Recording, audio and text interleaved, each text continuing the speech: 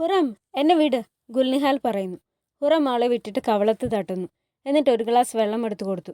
നീയല്ലേ എൻ്റെ ഏറ്റവും അടുത്ത കൂട്ടുകാരി. നീ എനിക്ക് വേണ്ടി ആ വഞ്ചകിയെ കണ്ടെത്തണം. ഹുറം പറഞ്ഞു. ഞാൻ എങ്ങനെ കണ്ടെത്താനാ? അവൾ ആരാണെങ്കിൽ നീ കണ്ടെത്തിയേ പറ്റൂ. അല്ലെങ്കിൽ ഞാൻ നിന്നെ ഈ പാലസിൽ നിന്നും പുറത്താക്കും. മനസ്സിലായോ? നിന്നെ ഒരു അടിമയാക്കി മാർക്കറ്റിൽ കൊണ്ടുപോയി വിൽക്കും. അല്ലെങ്കിൽ കടലിലെറിയും. ഗുൽനിഹാൽ പേടിച്ച് അവളെ നോക്കുന്നു. സുൽത്താൻ സുലൈമാൻ ഇബ്രാഹിമിനടുത്തേക്ക് വരുന്നു. ഇബ്രാഹിം മാപ്പ് നോക്കി നിൽക്കുകയായിരുന്നു. നീ നേരത്തെ തുടങ്ങിയോ? ഞാൻ ഇന്നലെ രാത്രി മുതൽ തന്നെ ഇതിലാണ് ഇൻകാരം. ഞാൻ ഇന്നലെ റോഡസ് ക്യാസിൽ സ്വപ്നം കണ്ടു. അവർ തിളച്ച എണ്ണ നമ്മുടെ മേൽ ഒഴിക്കുന്നതായും കണ്ടു. ഞാൻ അവരുടെ കോട്ട തകർത്ത് അവിടെ ഓട്ടോമാൻ പതാക ഉയർത്തുന്നതായാണ് സ്വപ്നം കാണാറ്. എന്തുപറ്റി? ആ ലെറ്റർ വായിച്ചപ്പോൾ നീ പേടിച്ചു പോയോ? ഞാൻ പേടിച്ചൊന്നുമില്ല. പക്ഷേ അവിടുത്തെ ആ ഗ്രാൻഡ് മാസ്റ്റർ പേടിച്ചിട്ടുണ്ടെന്ന് തോന്നുന്നു. അങ്ങ് അയാൾക്ക് മറുപടി എഴുതുന്നുണ്ട് ഇൻകാരം. അവർക്കുള്ള മറുപടി ഞാൻ എൻ്റെ വാളുകൊണ്ട് കൊടുത്തോളാം. നീ മാത്രാച്ചിയെ കണ്ടിരുന്നോ? കണ്ടിരുന്നു. ഞാൻ അയാളോട് കാര്യങ്ങളെല്ലാം പറഞ്ഞിട്ടുണ്ട്. 2 ദിവസത്തിനുള്ളിൽ അയാൾ പുറപ്പെടും. സുലൈമാൻ തലയാട്ടി. മാത്രാച്ചിയുടെ ചിത്രങ്ങളും ഈ മാപ്പ് പോലെ നമുക്ക് പ്രയോജനപ്പെടും. മാപ്പിൽ നോക്കിക്കൊണ്ട് ഇബ്രാഹിം പറഞ്ഞു. ലാലാ കാസിം പാഷ പോവുകയാണല്ലേ? നമ്മൾ റോഡസിലേക്ക് പോകും മുമ്പ് അദ്ദേഹം റിട്ടയർ ചെയ്യേണ്ടിയിരുന്നില്ല എന്നാണ് ഞാൻ കരുതുന്നത്. ഞാനാണ് അദ്ദേഹത്തെ പറഞ്ഞു വിടുന്നത്. ഇബ്രാഹിം സുലൈമാനെ സംശയത്തോടെ നോക്കുന്നു. എന്തു പറ്റി ഇൻകാരം? എനിക്കെങ്ങനെ തോന്നി പാർകള ഇബ്രാഹിം? ഇബ്രാഹിം സംശയത്തോടെ നിന്നു. പാഷമാർ തമ്മിൽ സംസാരിക്കുന്നു. ലാലാ കാസിം പാഷ എന്തിനാ ഇത്ര നേരത്തെ റിട്ടയർ ചെയ്യുന്നത്? അദ്ദേഹം എന്തെങ്കിലും തെറ്റ് ചെയ്തോ? അഹമ്മദ് പാഷ പീരി പാഷയോട് ചോദിക്കുന്നു. ഒരുപക്ഷെ അദ്ദേഹം സ്വയം വിരമിക്കുകയാവും. താങ്കൾക്ക് എന്തെങ്കിലും കാരണം കണ്ടെത്താനാവുന്നുണ്ടോ? പീരി പാഷ ചോദിക്കുന്നു. ഇത്രയും വലിയൊരു പൊസിഷൻ ഒരാൾ സ്വയം ഉപേക്ഷിക്കുന്നത് എന്തിനാ? തീർച്ചയായും ആരോ ഇതിനു പിന്നിൽ കളിച്ചിട്ടുണ്ട്. അഹമ്മദ് പാഷ, താങ്കളുടെ മനസ്സിലിരിപ്പ് എനിക്കറിയാം. പാർഗളി ഇബ്രാഹിം ആവും ഇതിന് പിന്നിലെന്നല്ലേ താങ്കൾ പറഞ്ഞു വരുന്നത്? തീർച്ചയായും. ആ മതം മാറി വന്നവൻ്റെ ലക്ഷ്യം ഗ്രാൻഡ് വിസിയർഷിപ്പ് ആകും. അതിനുള്ള തക്കം നോക്കിയിരിക്കാവും അവൻ. താങ്കളെ അവൻ ഈ സ്ഥാനത്ത് നിന്ന് പുറത്താക്കും. എന്നിട്ട് ആ സീൽ അവനെടുക്കും. താങ്കളെ ഞാനത് ഓർമ്മപ്പെടുത്തുകയാണ്. അഹമ്മദ് പാഷ പറയുന്നു. പീരി പാഷ അയാളെ ഒന്ന് നോക്കിയിട്ട് ഒന്നും മിണ്ടാതെ പോകുന്നു. ഗുൽനിഹാൽ നിഗാർ കാഫയുടെ അടുത്തേക്ക് വരുന്നു. ഹുറം എന്നെ കൊല്ലാൻ പോവുകയാണ്. നീ അവളോട് പറഞ്ഞോ? ഇല്ല. അവൾ എന്നെ പേടിപ്പിക്കാൻ ശ്രമിക്കുന്നു. അവൾ പറയുക ആ പെണ്ണ് ആരാണെന്ന് കണ്ടെത്തിയില്ലെങ്കിൽ എന്നെ ഇവിടുന്ന് പുറത്താക്കുമെന്ന്. ദയവ് ചെയ്ത് അവൾ എന്നെ കൊല്ലും മുമ്പ് എന്നെ മറ്റെവിടേക്കെങ്കിലും അയക്ക്. എനിക്ക് ഉറപ്പാണ് അവളത് ചെയ്യും. നിഗാർ ആലോചിച്ച് നിൽക്കുന്നു. സുലൈമാൻ ഇബ്രാഹിമിനോട് പറയുന്നു. മുസ്തഫ പാഷയെ ത്രാസിൽ നിന്നും വിളിപ്പിക്കണം. പീരി പാഷ ജലുബോലുവിൽ നിന്ന് വന്നാൽ അദ്ദേഹത്തോട് ഇവിടേക്ക് വരാൻ പറയും. കയ്യിലുള്ള മാപ്പ് എല്ലാം എടുത്തു കൊണ്ടുവരാനും പറയണം. 3-4 മാസത്തിന് ശേഷം വസന്തമാവുമ്പോഴേക്കും പോകാൻ തയ്യാറാവണമല്ലേ ഇൻകാരം? ഗോൾഡൻ ഹോൺ ഷിപ്പ്യാർഡിൽ അതിവേഗം പണികൾ നടക്കുകയാണ്. പാചകപ്പുരകൾ ഉൾപ്പെടെ എല്ലാവിധ സൗകര്യങ്ങളോടും കൂടിയ 40 കപ്പലുകളാണ് ജലുബോലുവിൽ നിർമ്മിച്ചുകൊണ്ടിരിക്കുന്നത്. റോഡസുകാർ ഇപ്പോൾ എന്ത് ചെയ്യുന്നുണ്ടാവുമോ? ഇബ്രാഹിം ചോദിച്ചു. എന്ത് ചെയ്യാനാ? അപ്പുറവും ഇപ്പുറവുമുള്ള രാജ്യങ്ങളോട് സഹായം ചോദിച്ചുകൊണ്ടിരിക്കുന്നുണ്ടാവും, സുലൈമാൻ പറഞ്ഞു. വത്തിക്കാൻ പാലസിൽ റോഡസിൻ്റെ ഗ്രാൻഡ് മാസ്റ്റർ വന്നിരുന്നു. അദ്ദേഹം പോപ്പിനോട് പറയുന്നു. പരിശുദ്ധ മാർപ്പാപ്പ, ഓട്ടോമാൻ സുൽത്താൻ സുലൈമാൻ എനിക്കൊരു ഭീഷണി സന്ദേശം അയച്ചിരുന്നു. അദ്ദേഹം അതിൽ തുറന്നു പറഞ്ഞിരുന്നു അവർ റോഡസ് അറ്റാക്ക് ചെയ്യാൻ പോവുകയാണെന്ന്. വരുന്ന വസന്തത്തിൽ അവർ നമ്മുടെ രാജ്യത്തേക്ക് എത്തും. അങ്ങനെ എന്തെങ്കിലും സംഭവിക്കുമെന്ന് ഞാൻ കരുതുന്നില്ല. അതിനെക്കുറിച്ചോർത്ത് വിഷമിക്കേണ്ട. പേടിച്ച് എന്തെങ്കിലും മണ്ടത്തരമൊന്നും ചെയ്യരുത്, മാർപ്പാപ്പ ചിരിച്ചുകൊണ്ട് പറയുന്നു. എനിക്ക് പേടിയില്ല. ഞാൻ ആരെയും പേടിപ്പിക്കാനുമല്ല ശ്രമിക്കുന്നത്. വെനീസ്, റോം, ഫ്രാൻസ്, സ്പെയിൻ ഇവരൊന്നും റോഡസിനെ സപ്പോർട്ട് ചെയ്തില്ലെങ്കിൽ ഇപ്പോൾ ക്രിസ്ത്യാനികൾക്ക് മെഡിറ്ററേനിയൻ കടലിലുള്ള നിയന്ത്രണം നഷ്ടപ്പെടാൻ സാധ്യതയുണ്ട് എന്ന് ഓർമ്മപ്പെടുത്തിയതാണ്. വത്തിക്കാൻ റോഡസിനെ സപ്പോർട്ട് ചെയ്തില്ലെങ്കിൽ റോഡസ് മുസ്ലിങ്ങളുടെ കയ്യിലാവും. ഇത് കേട്ട മാർപ്പാപ്പ അവിടെ ഇരുന്ന മറ്റു പുരോഹിതരെ നോക്കി ചിരിക്കുന്നു. എന്നിട്ട് പറയുന്നു. സുൽത്താൻ സുലൈമാൻ ഞാൻ വിചാരിച്ചിരുന്നതിനേക്കാൾ വളരെ ബുദ്ധിമാനായ, ധൈര്യശാലിയായ ഒരു യുവാവാണ്. നമ്മൾ തമ്മിലുള്ള വ്യാപാര രാഷ്ട്രീയ ബന്ധങ്ങൾ തകരാതെ എങ്ങനെ യുദ്ധം വിജയിക്കാമെന്ന് അയാൾക്കറിയാം. പരിശുദ്ധ മാർപ്പാപ്പ, എന്നോട് ക്ഷമിക്കണം. അങ്ങ് ഓട്ടോമാൻ ബാദുഷയുമായി എന്തെങ്കിലും വ്യാപാര കരാറിൽ ഏർപ്പെട്ടിട്ടുണ്ടോ? കിഴക്കുള്ള ഏതെങ്കിലും തുറമുഖം അവർ തുറന്നു തന്നിട്ടുണ്ടോ? മാർപ്പാപ്പ വീണ്ടും നോക്കി ചിരിക്കുന്നു. എന്നിട്ട് പറയുന്നു. നമ്മൾ അവരുമായി വളരെ ശക്തമായൊരു വ്യാപാര കരാറിൽ ഏർപ്പെട്ടിട്ടുണ്ട്. പക്ഷേ അവരുടെ ഭാഗത്തു നിന്നുള്ള എന്തെങ്കിലും അറ്റാക്ക് ഉണ്ടായാൽ നമ്മൾ വെറുതെ ഇരിക്കില്ല. റോഡസ് ഗ്രാൻഡ് മാസ്റ്റർ തലയാട്ടുന്നു. ഹുറം സുലൈമാൻ കൊടുത്ത കോട്ടിട്ട് വീണ്ടും കണ്ണാടിക്ക് മുന്നിൽ നിന്ന് നോക്കുന്നു. ഗുൽനിഹാൽ അങ്ങോട്ട് കയറി വരുന്നു. അതാരായിരുന്നു? നീ കണ്ടുപിടിച്ചോ? ഇല്ല, എന്നെക്കൊണ്ട് സാധിച്ചില്ല. ആർക്കും അതേക്കുറിച്ച് അറിയില്ല. നീ ആയിഷയോട് ചോദിച്ചോ? അവളൊരു മൂങ്ങയാണ്, എല്ലാം കണ്ടുപിടിക്കും. അവളോട് പോയി ചോദിക്കുക. ഗുൽനിഹാൽ ഒരു ദീർഘശ്വാസം എടുത്തിട്ട് പറയുന്നു. ഹുറം, മതിയാക്ക്. അത് വിട്ടുകള. നിനക്കൊരു മകനുണ്ട്. അവനെ നന്നായി സ്നേഹിക്കുക. നിനക്ക് ധാരാളം ആഭരണങ്ങളും രത്നങ്ങളും എല്ലാം ഉണ്ട്. ഇൻകാരം നിന്നെ എൻ്റെ സുൽത്താന എന്നാണ് വിളിക്കുന്നത്. നിനക്ക് ഇതുപോലെ അമൂല്യമായ കോട്ടുണ്ട്. ഹുറം തലയാട്ടിയിട്ട് പറയുന്നു. ശരിയാ, എനിക്കിതൊക്കെയുണ്ട്. പക്ഷെ ഇത് പോരാ. സുൽത്താൻ സുലൈമാൻ എൻ്റേത് മാത്രമാണ്. ഗുൽനിഹാൽ തല തിരിച്ചു. ഹുറം തുടർന്നു പറയുന്നു. സുൽത്താൻ സുലൈമാൻ്റെ ജീവിതത്തിൽ മറ്റൊരു സ്ത്രീ വന്നാൽ ഞാനും മാഹിദേവരാനാവും.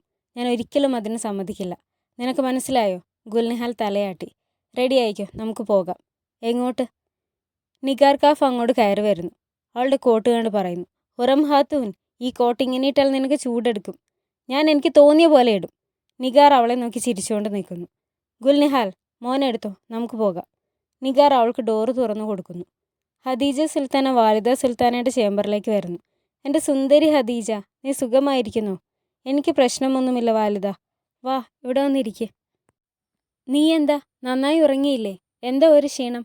നിന്നെ ഇങ്ങനെ കണ്ടിട്ട് എനിക്ക് സഹിക്കാനാവുന്നില്ല. നീ സന്തോഷമായിരിക്കുന്നത് കാണാനാണ് എനിക്ക് ആഗ്രഹം. ഞാൻ നിന്റെ സഹോദരനോട് നിന്റെ കാര്യം പറഞ്ഞിരുന്നു. വാലിദ, ദയവ് ചെയ്ത് ഇത്തരം കാര്യങ്ങൾ പറഞ്ഞ് അദ്ദേഹത്തെ ബുദ്ധിമുട്ടിക്കരുത്. എനിക്കൊരു പ്രശ്നവുമില്ല. വാലിദ് ഇങ്ങനെ പറയുമ്പോഴാണ് എനിക്ക് വിഷമം. എനിക്ക് എൻ്റെ സഹോദരൻ്റെ മുഖത്ത് നോക്കാനാവുന്നില്ല. അദ്ദേഹം വിചാരിക്കുന്നുണ്ടാവും ഞാൻ കല്യാണം കഴിക്കാതെ വിഷമിച്ചിരിക്കുകയാണെന്ന്. ഞങ്ങൾക്ക് നീ സന്തോഷമായിരിക്കുന്നത് മാത്രം കണ്ടാൽ മതി. ഇത്തരം ചിന്തകളൊന്നും ആവശ്യമില്ല. വാലിദ സുൽത്താന പറഞ്ഞു. ദായ ഹാത്തൂൻ അങ്ങോട്ട് കയറി വരുന്നു. ഹുറം ഹാത്തൂൻ ഷehസാദ് മുഹമ്മദിനെയും കൊണ്ട് വന്നിട്ടുണ്ട്. വാലിദ സുൽത്താൻ ഒന്ന് പുച്ഛത്തോടെ ചിരിച്ചിട്ട് പറയുന്നു. ശരി, വരാൻ പറ. അവൾ അങ്ങോട്ട് കയറി വന്ന് അവരെ കുമ്പിടുന്നു. ഞങ്ങൾ വാലിദയുടെ അനുഗ്രഹം വാങ്ങാൻ എത്തിയതാണ്. വാലിദ സുൽത്താൻ ചിരിച്ചുകൊണ്ട് പറഞ്ഞു. നീ വീസൽ കോട്ടാണല്ലോ ഇട്ടിരിക്കുന്നത്. ഇൻക്യാരൻ തന്നതാ. ഇത് ഓട്ടോമാൻ ഡൈനാസ്റ്റിയിലെ അംഗങ്ങൾ മാത്രം അണിയുന്നതാണെന്നും അദ്ദേഹം പറഞ്ഞു. വാലിദ സുൽത്താന തലയാട്ടി. ഗുൽഫമും നോക്കുന്നു. ചേംബറിന് പുറത്തേക്കിറങ്ങിയ ദായ ഹാത്തൂനെ മാഹിദേവരാൻ വിളിക്കുന്നു. വാലിദ സുൽത്താന അവിടെയുണ്ടോ? വാലിദ സുൽത്താനയുടെ ചേംബറിൽ ഹുറം വന്നിരിക്കുകയാണ്. മാഹിദേവരാൻ്റെ മുഖം മാറി. സുൽത്താന, നിങ്ങൾ പിന്നീട് വരൂ. മാഹിദേവരാൻ അത് കേൾക്കാതെ ഉള്ളിലേക്ക് കയറി ചെല്ലുന്നു. വാലിദ സുൽത്താന ഷehസാദ് മുഹമ്മദിനെ അടുത്ത് താലോലിക്കുകയായിരുന്നു. മാഹിദേവരാൻ കയറി ചെന്ന് നോക്കി നിൽക്കുന്നു. മാഹിദേവരാൻ, ഹദീജ സുൽത്താന വിളിക്കുന്നു. ഹുറം അവരെ നോക്കാതെ നിന്നു. മാഹിദേവരാനോട് കയറി വരാൻ വാലിദ സുൽത്താന കൈകൊണ്ട് കാണിച്ചു. ഹുറത്തിനെ അടിമുടി നോക്കിക്കൊണ്ട് മാഹിദേവരാൻ അങ്ങോട്ട് കയറി ചെല്ലുന്നു. ഹുറം അവരെ നോക്കിയിട്ട് താഴേക്ക് നോക്കി നിന്നു. ഹദീജ സുൽത്താന ഇത് ശ്രദ്ധിക്കുന്നു. വാലിദ സുൽത്താന കുഞ്ഞിനെ ഒന്ന് മുത്തം വെച്ചിട്ട് ഗുൽനിഹാലിൻ്റെ കയ്യിലേക്ക് കൊടുക്കുന്നു. എന്നിട്ട് വാലിദ സുൽത്താന ഒരു മാല എടുത്ത് ഹുറത്തിന് കൊടുക്കുന്നു. ഇതാ, ഇത് നീ എടുത്തോ. ഹുറം അവരോട് നന്ദി പറഞ്ഞിട്ട് അവരുടെ കൈ മുത്തുന്നു. മാഹിദേവരാൻ ഇതൊക്കെ നോക്കി നിൽക്കുന്നു. ഹുറം കുഞ്ഞിൻ്റെ അടുത്ത് പോയി പറയുന്നു. കരയണ്ട മോനെ, നോക്ക്.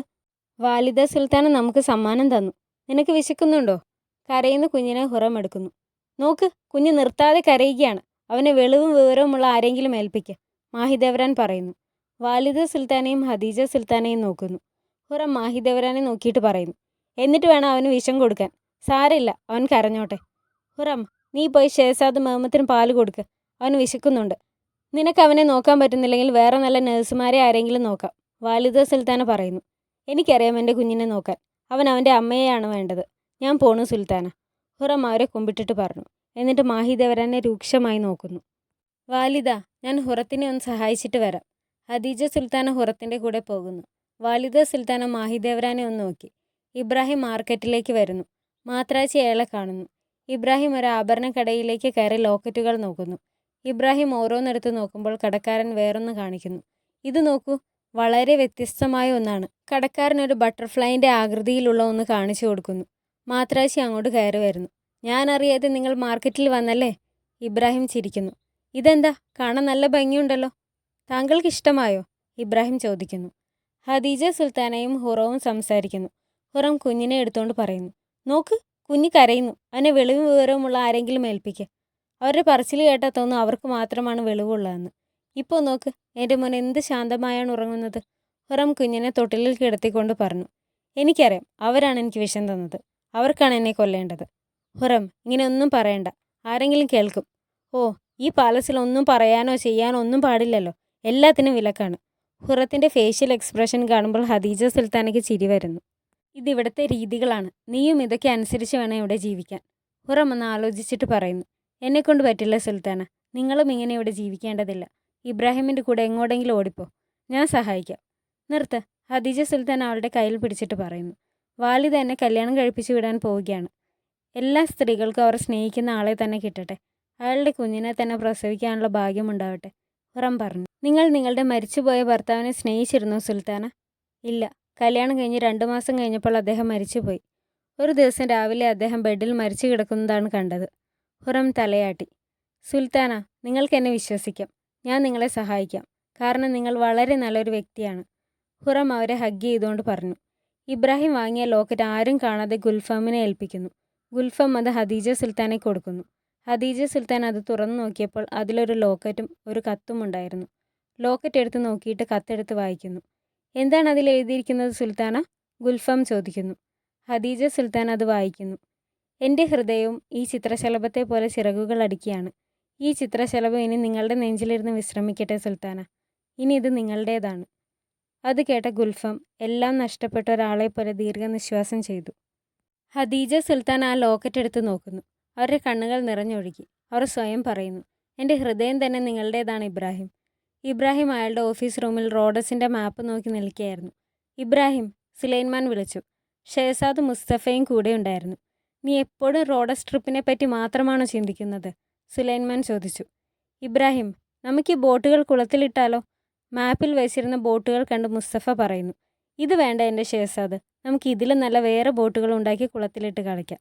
മുസ്തഫ, നീ ഇപ്പോൾ പൊക്കോ, ഞങ്ങൾക്കിവിടെ കുറച്ച് ജോലിയുണ്ട്. സുലൈമാൻ പറയുന്നു. ഞാനും ഇവിടെ നിന്ന് ജോലി ചെയ്യാം. അയ്യോ, അത് വേണ്ട എൻ്റെ ഷെഹസാദ്, ബാദിഷ പറഞ്ഞാൽ അത് അനുസരിക്കണം. ഇബ്രാഹിം മുസ്തഫയെ എടുത്തുകൊണ്ട് പോകുന്നു. സുലൈമാൻ മാപ്പിൽ നോക്കി നിൽക്കുന്നു. ഹുറവും ഗുൽനിഹാലും നിഗാർ കാഫയും അവളുടെ ചേംബറിൽ ഇരിക്കുകയായിരുന്നു. നിഗാർ കാഫ, നീ ഇബ്രാഹിമിനോട് ചെന്ന് പറ, ഇന്ന് രാത്രി ഞാൻ സുൽത്താൻ സുലൈമാൻ്റെ കൂടെയാവുമെന്ന്. ഹുറം പറഞ്ഞു. നിഗാർ കാഫയും ഗുൽനിഹാലും പരസ്പരം നോക്കി. എനിക്ക് അദ്ദേഹത്തെ ഭയങ്കരമായി മിസ് ചെയ്യുകയാണ്. ഞങ്ങളൊന്ന് നേരിൽ കണ്ടിട്ട് തന്നെ കുറച്ച് നാളായി. ഹുറം വിഷമത്തോടെ പറയുന്നു. അയ്യോ, അത് വേണ്ട, നിന്റെ പ്രസവം ഇപ്പോൾ കഴിഞ്ഞതല്ലേ ഉള്ളൂ. 40 ദിവസം പോലും ആയിട്ടില്ല. നിനക്ക് അദ്ദേഹത്തിൻ്റെ കൂടെ ഇപ്പോൾ കിടക്കാനാവില്ല. അത് നാണക്കേടാണ്, നിഗാർ പറഞ്ഞു. ഒരു നാണക്കേടുമില്ല, നീ വായടച്ചോ, നിന്റെ ശബ്ദം ഇവിടെ കേൾക്കണ്ട. ഹുറം ദേഷ്യപ്പെട്ട് പറഞ്ഞു. നീ ഞങ്ങളെ നാണം കെടുത്താൻ പോവുകയാണ്. നീ ഒരു ഷെഹസാദിൻ്റെ അമ്മയാണ്, പക്വതയോടെ സംസാരിക്കാൻ പഠിക്കൂ, നിഗാർ പറഞ്ഞു. ഹുറം ദേഷ്യത്തോടെ ഇറങ്ങിപ്പോകുന്നു. നീ എവിടെ പോകുന്നു? ഞാനൊന്ന് നടക്കാൻ പോകുന്നു. ഇനി അതും ഇവിടെ നാണക്കേടാവുമോ? തിരിഞ്ഞു നിന്ന് പറഞ്ഞിട്ട് ഇറങ്ങിപ്പോകുന്നു. നിഗാറും ഗുൽനിഹാലും പരസ്പരം നോക്കി. ഇബ്രാഹിം സുലൈമാനോട് ചോദിക്കുന്നു. നമുക്കിന്ന് ഷിപ്പ്യാർഡ് വരെ ഒന്ന് പോയാലോ ഇൻകാരം? ഞാൻ ബോട്ട് റെഡിയാക്കാൻ പറയട്ടെ? ഞാൻ ഇന്ന് വളരെ ടയേർഡാണ് ഇബ്രാഹിം. ഇന്ന് എനിക്ക് കുറച്ച് റെസ്റ്റ് എടുക്കണം. നമുക്ക് അങ്ങോട്ട് പിന്നീട് പോവാം എന്ന് പറഞ്ഞ് സുലൈമാൻ പോകുന്നു. എന്നാൽ ഞാൻ ഇന്ന് രാത്രി സ്വർഗത്തിലെ ഹൂറിയെ അങ്ങേക്ക് വേണ്ടി ഒരുക്കി നിർത്തട്ടെ? ഇബ്രാഹിം പറയുന്നു. സുലൈമാൻ ഒന്ന് ആലോചിച്ചിട്ട് പറയുന്നു. സുംബുലാഗിയോട് പറ ഗുൽനിഹാൽ ഹാത്തുവിനെ ഒരുക്കി നിർത്താൻ. ഇബ്രാഹിം തല കുമ്പിട്ടു. എന്നിട്ട് തിരിഞ്ഞു നിന്ന് ഗൂഢമായെന്ന് ചിരിച്ചു. വാലിദ സുൽത്താന തുണികൾ നോക്കുകയായിരുന്നു. ഖദീജ സുൽത്താൻ അങ്ങോട്ട് കയറി വരുന്നു. ഖദീജ, വരൂ, ഇതൊക്കെ ഞാൻ നിനക്ക് വേണ്ടി സെലക്ട് ചെയ്ത് വെച്ചതാണ്. ഇത് നോക്കട്ടെ, ഒരു തുണി കാണിച്ചുകൊണ്ട് ഖദീജ സുൽത്താന പറഞ്ഞു. നിനക്ക് ഇഷ്ടപ്പെട്ടോ? നല്ല ഭംഗിയുണ്ട്. ഇത് ഈജിപ്തിൽ നിന്ന് കൊണ്ടുവന്നതാണോ? ഖദീജ സുൽത്താന ചോദിച്ചു. വാലിദ സുൽത്താൻ അവളുടെ ഡ്രസ്സിൽ കുത്തിവെച്ചിരുന്ന ബട്ടർഫ്ലൈ കാണുന്നു. ഈ ബട്ടർഫ്ലൈ പിൻ കാണാൻ നല്ല ഭംഗിയുണ്ട്. ഇതിനു മുമ്പ് ഞാനിത് കണ്ടിട്ടില്ലല്ലോ. ഇതെനിക്കൊരാൾ ഗിഫ്റ്റ് തന്നതാണ്. ആരായാലും അയാൾക്ക് നന്നായി സെലക്ട് ചെയ്യാൻ അറിയാം. ആരാ തന്നത്? ഞാനാ കൊടുത്തത്, അങ്ങോട്ട് കയറി വന്ന ഹുറം പറഞ്ഞു. ഖദീജ സുൽത്താനയ്ക്ക് എൻ്റെ വക ഒരു ചെറിയ സമ്മാനം. അത് ഇഷ്ടപ്പെട്ടു എന്നറിഞ്ഞതിൽ സന്തോഷം. അത് കേട്ട് ഖദീജ സുൽത്താന ചിരിച്ചു. വാലിദ സുൽത്താനയുടെ മുഖം മാറി. ഇൻകാരം എനിക്ക് തന്ന തുണികൾ ഞാൻ തയ്ക്കാൻ കൊടുത്തിരുന്നു. അത് തയ്ച്ചു കഴിഞ്ഞോ എന്ന് നോക്കാൻ വന്നതാണ്. വാലിദ സുൽത്താൻ അത് മൈൻഡ് ചെയ്യാതെ തിരിഞ്ഞുപോയി. ഹുറവും ഖദീജ സുൽത്താനയും നോക്കി ചിരിച്ചു. വാലിദ സുൽത്താന സംശയത്തോടെ തിരിഞ്ഞു നോക്കി. ഗുൽനിഹാൽ ഷെഹസാദ് മുഹമ്മദിനെ നോക്കിയായിരുന്നു. സുംബുലാകെ വന്ന് അവളെ വിളിക്കുന്നു. ഗുൽനിഹാൽ ഹാത്തൂൻ, വന്നേ. അവൾ വന്ന് അയാളെ കുമ്പിട്ടു. നീ ഇന്ന് രാത്രി ഇൻകാരത്തിൻ്റെ ചേംബറിൽ പോകാൻ തയ്യാറായിരിക്കണം. ഇൻകാരം നിന്നെ വിളിപ്പിച്ചിട്ടുണ്ട്. അയ്യോ ഹുറം, അവളെന്നെ കൊന്നുകളയും. ഇപ്പോൾ നീ ബാദിഷ പറയുന്ന അനുസരിച്ചാൽ മതി. വാ, എൻ്റെ കൂടെ വാ. സുംബുലാക, എനിക്ക് പേടിയാവുന്നു. നിനക്കും ഹുറത്തിനും എന്താ വ്യത്യാസം? അവൾ ഒരു ഷെഹസാദിനെ പ്രസവിച്ചപ്പോൾ സുൽത്താനയായി. ഒരുപക്ഷെ ഭാവിയിൽ ഭാഗ്യമുണ്ടെങ്കിൽ നീയും ഒരു സുൽത്താനയാവും. ഗുൽനിഹാൽ സുൽത്താന. അത് കേട്ടപ്പോൾ അവൾക്ക് സന്തോഷമായി. നീ ഇപ്പോൾ എൻ്റെ കൂടെ വാ. ഗുൽനിഹാൽ അവിടെ ഉണ്ടായിരുന്ന പെണ്ണിനോട് പറയുന്നു. ഞാൻ സുംബുലാഗിയോടൊപ്പം ഒന്ന് പോകുന്നു. നീ ഷെഹസാദിനെ നന്നായി നോക്കണം. ആ പെണ്ണ് തലയാട്ടി. അവർ പോകുന്നു. അവർ പോകുന്നത് അവൾ നോക്കി നിന്നു. വാലിദ സുൽത്താന ഖദീജ സുൽത്താനയും കൊണ്ട് അവരുടെ ചേംബറിലേക്ക് വരുന്നു. നീ ഇവിടെ ഇരിക്കെ. എന്തു പറ്റി വാലിദ? നീ ഹുറത്തിനോട് കൂട്ടുകൂടണ്ട. അവളെ വിശ്വസിക്കുകയും ചെയ്യരുത്. നിന്റെ കാര്യങ്ങളൊന്നും അവളോട് പറയണ്ട. അവൾ തന്ന ഗിഫ്റ്റും വാങ്ങണ്ട. എനിക്ക് നിന്നെ നല്ലൊരാളെ കണ്ടെത്തി എത്രയും പെട്ടെന്ന് വിവാഹം കഴിപ്പിച്ചു വിടണം. നിനക്കും നിൻ്റേതായൊരു കുടുംബം ഉണ്ടാവണം. ഞാൻ ഇവിടെ ഒരു ഭാരമാണോ വാലിദ? അങ്ങനെയാണെങ്കിൽ ഞാൻ ഓൾഡ് പാലസിലേക്ക് മാറാം. അല്ലെങ്കിൽ ദൂരെ എഡ്രൻ പാലസിലേക്ക് പോകാം. ഖദീജ സുൽത്താന ദേഷ്യപ്പെട്ട് കരഞ്ഞുകൊണ്ട് എഴുന്നേറ്റ് പോയി. ദായ ഹാത്തുൻ അങ്ങോട്ട് കയറി വരുന്നു. വാലിദ സുൽത്താന വിഷമിച്ചിരിക്കുന്നത് കണ്ട് ചോദിക്കുന്നു. എന്തു പറ്റി സുൽത്താന? ഹദീജ സുൽത്താന എന്തിനാ കരയുന്നത്? അവൾക്ക് എന്തോ വിഷമമുണ്ട്. പക്ഷെ അവൾ അത് എന്നോട് പറയുന്നില്ല. അവൾ എന്നിൽ നിന്ന് ഒഴിഞ്ഞു മാറുകയാണ്. എനിക്ക് അവൾ സന്തോഷമായിരിക്കണമെന്ന് മാത്രമേ ആഗ്രഹമുള്ളൂ. എന്തിനാ അവൾ എന്നോട് ഇങ്ങനെ പെരുമാറുന്നത് ദായെ? രാത്രി മഞ്ഞ് പെയ്യുമ്പോൾ ഹരത്തിലെ പെണ്ണുങ്ങളെല്ലാവരും വരാന്തയിൽ ഇറങ്ങി നിന്ന് മഞ്ഞിൽ കളിക്കുന്നു. ഹുറം ജനലിലൂടെ വിഷമത്തോടെ നോക്കിയിരുന്നു. ഹദീജ സുൽത്താനയും വിഷമത്തോടെ ബാൽക്കണിയിൽ നിന്നു. ഇബ്രാഹിം ബാൽക്കണിയിലേക്ക് വന്നപ്പോൾ അവൾക്ക് സന്തോഷമായി. ഡ്രസ്സിൽ കുത്തിയിരുന്ന ബട്ടർഫ്ലൈ അവൾ അയാളെ കാണിച്ചു കൊടുത്തു. രണ്ടുപേരും നോക്കി ചിരിച്ചു. നിഗാർ കാഫ ഗുൽനിഹാലിനെ സുലൈൻമാൻ്റെ ചേംബറിലേക്ക് കൊണ്ടുപോകുന്നു. സുലൈൻമാൻ അവളെ വെയിറ്റ് ചെയ്ത് നിൽക്കുകയായിരുന്നു. ഷെഹസാദ് മുഹമ്മദിനെ ഹുറത്തിൻ്റെ കയ്യിൽ കൊണ്ടുവന്ന് കൊടുക്കുന്നു. കുഞ്ഞിനെടുത്തിട്ട് ഹുറം ചോദിക്കുന്നു, ഗുൽനിഹാൽ എവിടെ? അവളെ വീണ്ടും ഇവിടെ കാണുന്നില്ലല്ലോ. സുംബുലാഗ വൈകിട്ട് വന്ന ആളെ വിളിച്ചുകൊണ്ട് പോയി. അതെന്തിനാ? എനിക്കറിയില്ല. അവർ ശബ്ദം താഴ്ത്തി എന്തോ പറഞ്ഞു. എനിക്കൊന്നും കേൾക്കാനായില്ല. ഹുറം സംശയത്തോടെ ആലോചിച്ചു നിൽക്കുന്നു. ഗുൽനിഹാൽ സുലൈൻമാൻ്റെ ചേംബറിലേക്ക് കയറി. സുലൈൻമാനെ കുമ്പിട്ടു. രണ്ടുപേരും നോക്കി ചിരിച്ചു. അവൾ അയാളുടെ വസ്ത്രത്തിൽ ചുംബിച്ചു. സുലൈൻമാൻ അവളെ എഴുന്നേൽപ്പിച്ചു. ഹുറം ഗുൽനിഹാലിൻ്റെ ബെഡിൽ വന്ന് നോക്കിയിട്ട് ആലോചിച്ച് നിൽക്കുന്നു. അവൾ സുൽത്താൻ സുലൈൻമാൻ്റെ കൂടെയാവുമെന്ന് അവൾക്ക് മനസ്സിലാവുന്നു. ഗുൽനിഹാൽ സുലൈൻമാൻ്റെ ചേംബറിൽ നിന്നും ഇറങ്ങാൻ തയ്യാറാവുകയായിരുന്നു. സുലൈൻമാൻ അവൾക്കൊരു രോമക്കോട്ട് സമ്മാനിക്കുന്നു. ഇത് പുതച്ചാൽ തണുക്കില്ല. നന്ദി ഇങ്കാരം. ഗുൽനിഹാൽ സന്തോഷത്തോടെ അതിട്ട് മഞ്ഞിലൂടെ വരുന്നു. ഹുറത്തിൻ്റെ റൂമിലേക്ക് പതിയെ കയറുന്നു. ഹുറം ഉറങ്ങുകയായിരുന്നു. അവൾ ഒച്ചയുണ്ടാക്കാതെ കണ്ണാടിയിൽ നോക്കിയിട്ട് പോകാൻ തുടങ്ങുമ്പോൾ ഹുറം അവളെ കാണുന്നു. അപ്പോൾ നീയായിരുന്നല്ലേ ആ വഞ്ചകി?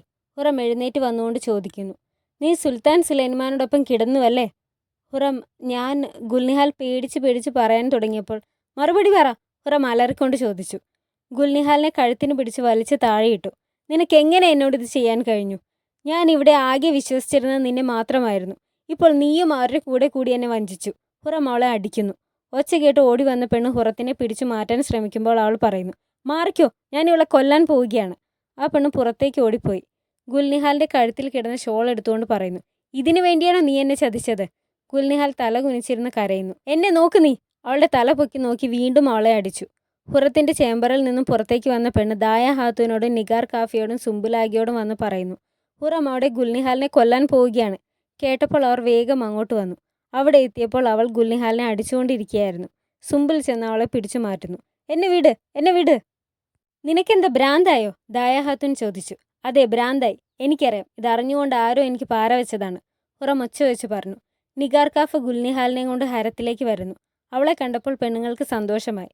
ഒരു പെണ്ണ് ചോദിക്കുന്നു, ഹുറം നിന്നെ കൊല്ലാൻ പോവുകയാണോ ഗുൽനിഹാൽ? വായടച്ചിരുന്നു അവിടെ. നിങ്ങൾ സ്വന്തം കാര്യം മാത്രം നോക്കിയാൽ മതി, നിഗാർ പറഞ്ഞു. എന്നിട്ട് ഗുൽനിഹാലിനെയും കൊണ്ട് പോകുന്നു. വാലിദ സുൽത്താന ഹുറത്തിൻ്റെ ചേംബറിലേക്ക് വരുന്നു. ദായ ഹാത്തൂനും സുംബുലാഗിയും അവരെ കുമ്പിട്ടു. ഇരിക്കുകയായിരുന്ന ഹുറത്തിനെ സുംബുൽ വലിച്ചെഴുന്നേൽപ്പിക്കുന്നു. നീ എന്തിനാ ഇങ്ങനെയൊക്കെ ചെയ്യുന്നേ? ഹുറം തല കുനിച്ച് മിണ്ടാതെ നിൽക്കുന്നു. ഞാൻ നിന്നോട് ചോദിച്ചത്. എന്നെ നോക്ക്, ഞാൻ ചോദിച്ചതിന് മറുപടി താ. എനിക്കറിയാം നിങ്ങളാണിത് ചെയ്തത്, എന്നെ വിഷമിപ്പിക്കാനായി. എൻ്റെ ഏറ്റവും അടുത്ത കൂട്ടുകാരിയെ സുലൈൻമാൻ്റെ ചേംബറിലേക്ക് വിട്ടു. എല്ലാം ചെയ്തത് നിങ്ങളാണ്, ഹുറം പറയുന്നു. വാലിദ സുൽത്താനയോട് ബഹുമാനത്തോടെ സംസാരിക്കണം, ദായ ഹാത്തൂൻ പറയുന്നു. എന്ത് ചെയ്യും എന്നെ നിങ്ങൾ? വീണ്ടും എനിക്ക് വിഷം തരുമോ? അല്ലെങ്കിൽ ജയിലിൽ പിടിച്ചിടുമോ? എൻ്റെ തല വെട്ടിക്കളയുമോ? വാലിദ സുൽത്താൻ അവളുടെ കർണത്തിട്ടൊരൊറ്റ അടി കൊടുത്തു. അവൾ അവിടെ വീണുപോയി. ഇത് സുൽത്താൻ സുലൈൻമാൻ്റെ ഹരമാണ്. നീയും ഗുൽനിഹാലും എല്ലാവരും അതിൽ പെട്ടതാണ്. ഇവിടെയുള്ള എല്ലാ പെണ്ണുങ്ങളും വർഷങ്ങളായി ഈ കൊട്ടാരത്തിൽ പിന്തുടർന്ന ജീവിത രീതി ഇതാണ്. ഇനിയും ഇത് ഇങ്ങനെ തന്നെ തുടരും. നിനക്കത് മാറ്റാനാവില്ല. ഇപ്പോൾ നീ ഉണ്ടാക്കിയ പോലെ പ്രശ്നം ഇനി ഇവിടെ ഉണ്ടാക്കാനാവില്ല. ദായ, എൻ്റെ പേരക്കുട്ടിയെ ഭ്രാന്തിയുടെ കയ്യിൽ കൊടുക്കണ്ട. അവനെ എടുത്തോ. അവൾക്ക് വെളിവ് വെച്ചോ എന്ന് ഉറപ്പാവും വരെ കുഞ്ഞിനെ കാണാൻ അനുവദിക്കണ്ട. ദായ ഹാത്തൂൻ കുമ്പിട്ടിട്ട് പോകുന്നു. ഇല്ല, എൻ്റെ മോനെ ഇവിടുന്ന് എങ്ങും കൊണ്ടുപോകാനാവില്ല.